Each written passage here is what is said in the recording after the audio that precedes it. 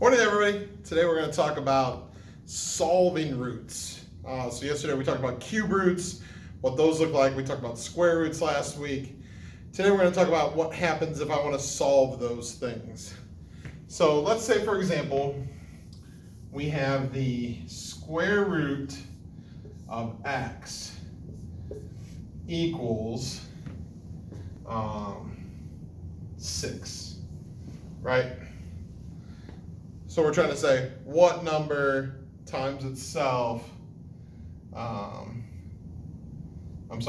if we take the square root of this number, it would be 6. So what we need to talk about here is inverse operations. So go back for a second.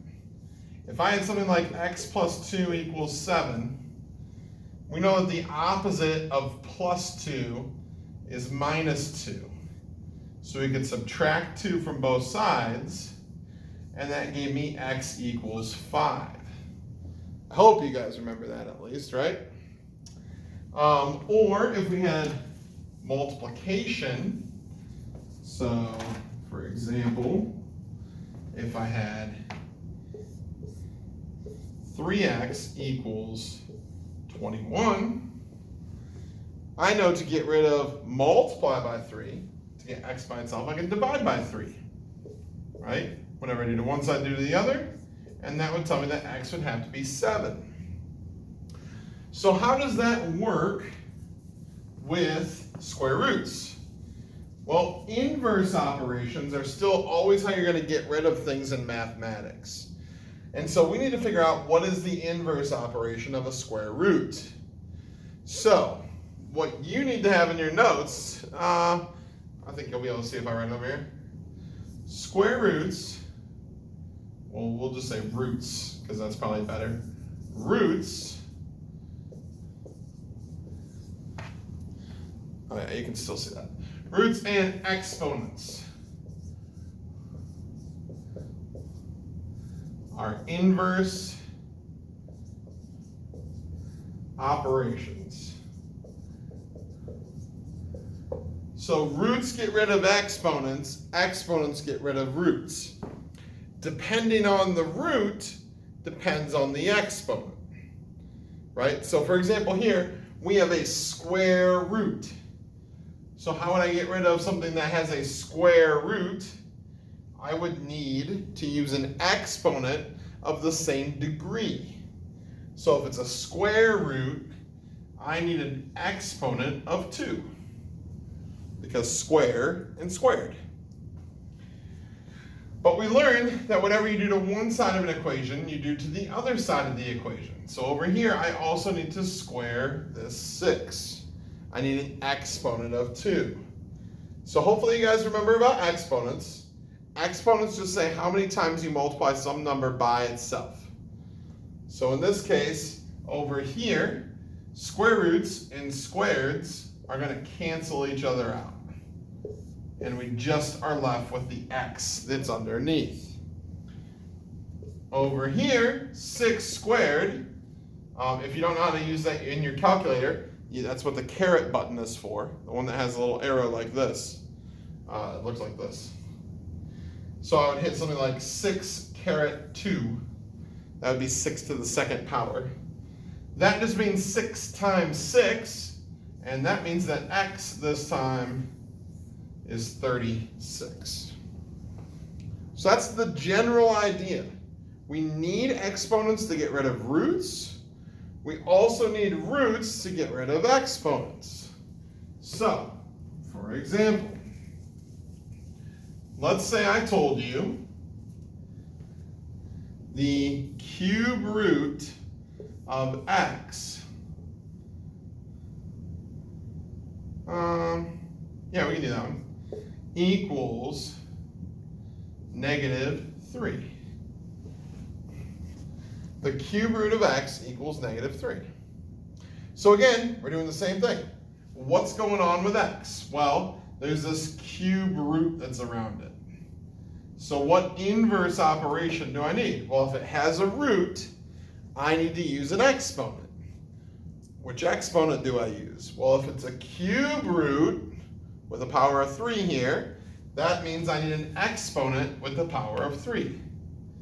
And whatever I do to one side, I have to make sure I do to the other side.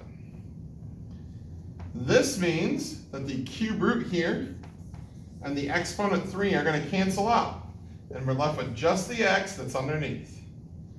And on the other side, negative 3 times negative 3 times negative 3 should be negative 27. Okay, so those two were pretty similar. Let's do one that might look a little different. Let's say I gave you x to the third equals 1. Let's not do 1, that's lame. Let's do a more fun one. How about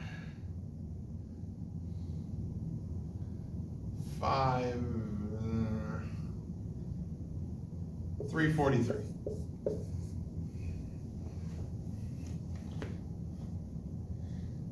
All right, that'll work. So, this time on my x, I have an exponent. I want to get rid of an exponent. So that means go over here. I have an exponent. I need a root. Roots are going to get rid of exponents. What kind of root do I need? Well, I check the power. This has a power of 3, right? It's the third power. So that means I need to use a cubed root. I put the root on to get rid of the exponent. But whatever I do to one side, I have to make sure I do to the other. So I'm going to have to cube root this side also. The cubed and the cube root are going to cancel each other out. We're left with just the x. And then on the right side, the cube root of 343 is 7. That's pretty much it. So that time it had an exponent, we had to use a root to get rid of it. A couple more I need to show you. What about x squared equals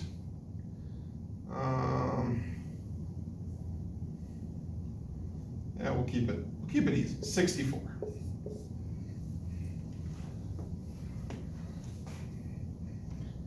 So again, I look at x.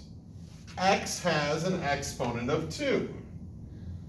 All right, it has an exponent. To get rid of that exponent, I need the opposite, which is a root. What kind of root do I need? I check the power. It's 2, x to the second power. So if it's x squared, I need a square root. And whatever I do to one side, I have to do to the other side. So I square root to get rid of the squared exponent. Those two things are going to cross each other off again. I just have what's underneath, which is x. And the square root of 64, this is one that gets people. Remember what we said about square roots. How many answers do they have? 2. So what's the square root of 64? Positive and negative 8. Yes, you definitely need to put both of them, because they both would work. Negative 8 squared 64, positive 8 squared 64. So only when you square root a number are you going to write both, but you definitely need to make sure that you do that. All right, let's get a little bit trickier.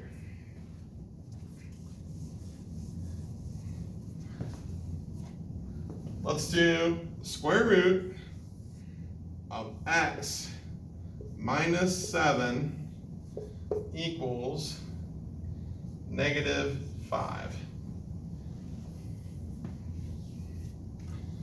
The square root of x minus 7 equals negative 5. So now you probably see this is the trickiest of them all because it has a very large square root sign. we want to get rid of that square root sign. So, I check over here, I have a root, I need an exponent. Which exponent do I need? I check the power. It's a square root, so I need to square both sides.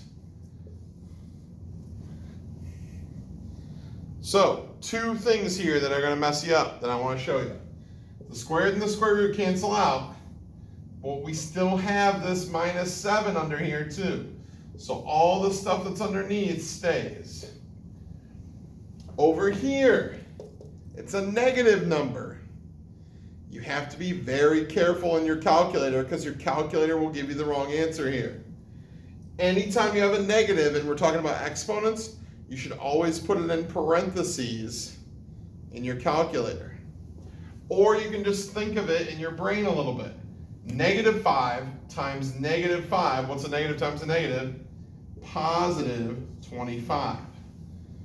Your calculator will say -25 if you just type it in normal, because your calculator is not smart enough to do that. So be very careful there. Now, on these problems that have a little bit more, we're going to have one extra step here, because we don't quite have x by itself. So how do we get rid of -7? Well, we're going to add 7 to both sides, because that's the inverse operation. When I add 7, it disappears over here. 25 plus 7 will give me my answer of 32. And that's it. So those ones are a little bit tougher. You gotta be careful. When there's a little bit more to do here, do the extra step. Be careful with your negatives. Always be careful with your negatives, because that's one of the most obvious places where people are going to mess that up. Can you, I feel like I'm trying to cover that glare that's up here. It looks like there's like not even a word here. That says inverse right here, inverse. Huh. Okay, so I'm trying this today. I scanned the same worksheet we're doing in class for homework. We'll see if it works. I probably just kind of do it on a Google Doc and answer those problems, show your work, or you can write it out. That's really smart too, and show your work that way, and then take a picture just like you've been doing on your workbooks. Okay. Let me know if you have any questions. I didn't have anyone show up Monday for office hours from our. I guess I had 3 people. Only 3 people show up from our class. So if you are struggling, you need to reach out, because your test Friday is a real grade. I hope you guys are understanding that. All right, I am out of here. Hopefully you guys have a good rest of your day. And yeah, let me know if you need help.